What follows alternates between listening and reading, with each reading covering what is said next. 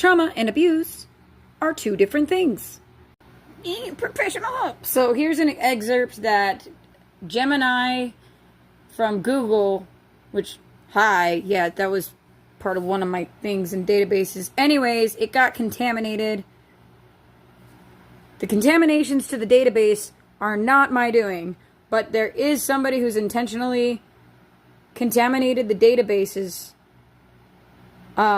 with psychotic religious affiliation.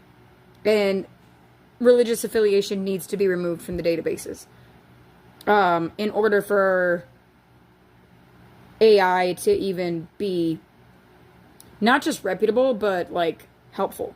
That being said, here are the screenshots of Google's Gemini AI producing my request for a expression of the differences between trauma and abuse.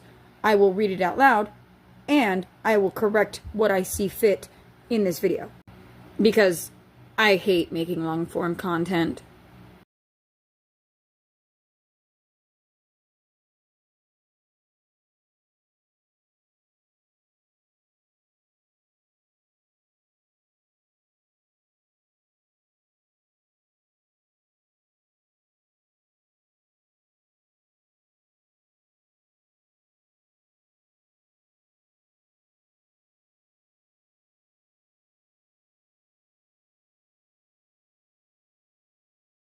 So actually, I'm not going to read it to you. I want you to just go back and like pause to read.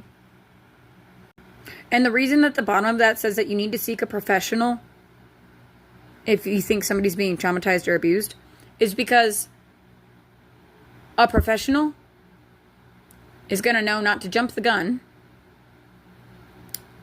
like a lot of cops do when they're exhibiting police misconduct. We're not going to get too far into that. When pointing fingers. Because reactive abuse and self-defense are also very different things. So it's important to note that if somebody you love is being traumatized or abused, that you being traumatized by witnessing them being abused or by their self-defense or their self-defensive behavior against your potential reactive abuse towards being traumatized by the fact that they're being abused by somebody else can really negatively impact them, and you might be unintentionally abusing them for being abused because you're being traumatized. What's worse is people will use that as an excuse to be abusive.